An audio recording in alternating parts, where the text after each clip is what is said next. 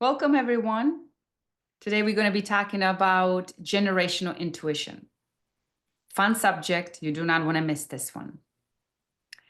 Often we hear people talking about, oh, I would like to learn intuition. I'm taking intuitive class. I lost my intuition. I don't really trust it. How do I know it is intuition? And all these questions make me wonder. Maybe we need to approach it from a different angle. Maybe it is not about going and searching for something, it's about never losing it.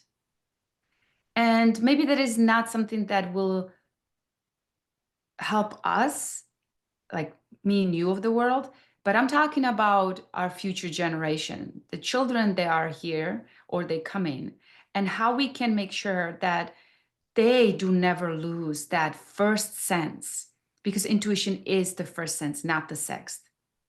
It is the first sense that connects you to the source, and you will never lose that connection. It's like a silver cord. It's like a high-speed internet, always ready to pick up and answer any question that you have. I'm talking any question. And it will guide you. It's like a silver cord that is wrapped up with every thought, every feeling, every action, every step along the way of your life. It will never leave you. Some senses, some people lose, I'm sorry. For example, hearing or seeing or touch, right?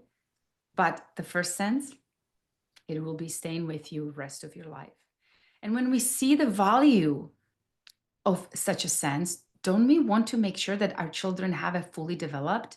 Because if we don't use something, we lose it. It's like a muscle.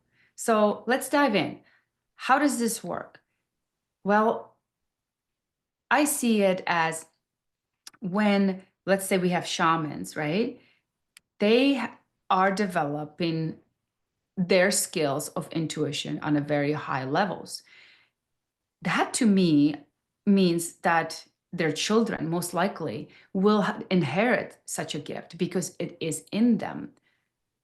And that goes into the generational lineage. Same thing with us. It is very important that we start reawakening this and strengthening it for the future generations, because it is so hard to find the correct information for us.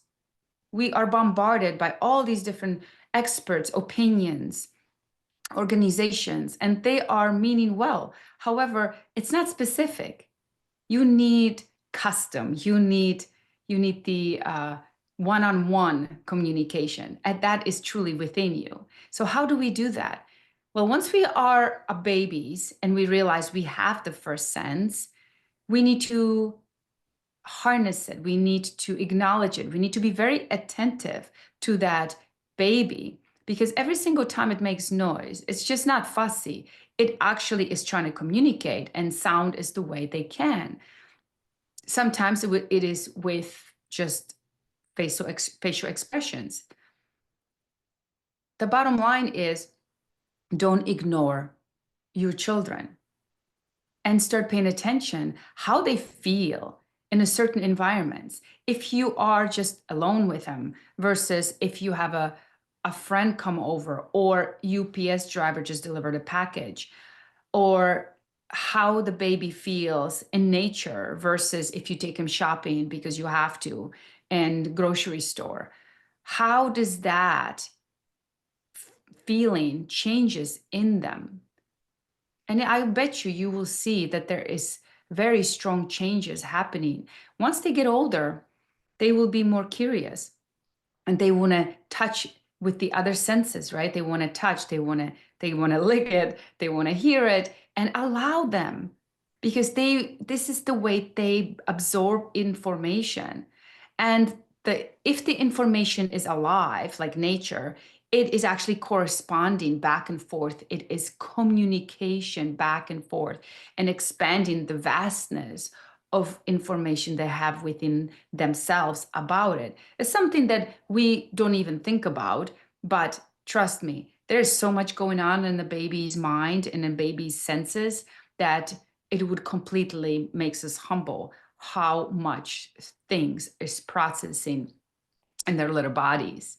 So knowing that we have such a gift and we can prolong it and making it stronger, what is another way to do it? Well, I love to bring animals in, whatever you can. If you live on the farm, that's fantastic. If not, getting a fish or ferret or dog or cat and allowing them to have relationships with that plants, make them grow their own plants, even if it's in a a little pot on the balcony. It's so important for them to realize that something from a seed can grow. That concept, it still baffles me. What a miracle that is.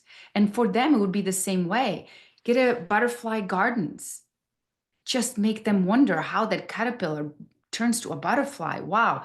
Even me still gets just really feeling magical about that whole process. So you can imagine a child, anything living, anything like water, take them to the water. If it's a river or lake and ocean, just the experience how water feels, because every single water has a different feeling in that environment, right? And if you want to develop their symbolism, show them emoji charts with different faces, from sad to frustrated to angry to happy to surprised. And if they cannot explain themselves, because even adults don't know how they feel, make sure they never lose that aspect of themselves. Show them emojis. How do you feel? Can you show me? Can you show me how grandma feels? Because they can sense it. They may not tell you, or their friend or their teacher. They can show you on these emoji charts much easier. And then you can say, oh, well, we call that emotion this. And that will help them somehow to bring that bridge versus you calling something bad because it is emotionally charged. It just creates confusion because it's not the truth. Every single emotion in our charts is okay.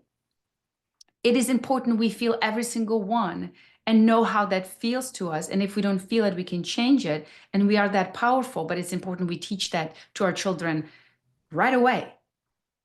And what else would I mention? The nature and gosh, there's probably a lot. Maybe we'll continue on the next podcast that we will talk about. But if you have any ideas that we can talk about intuition, and you have any insights, please just don't hesitate to contact me. You can find me on lenka.org. And just remember that intuition is the connection to the source, and it's the connection to the web of life. So I'm so looking forward to next time. Thank you. This is Dr. Lenka Schultz.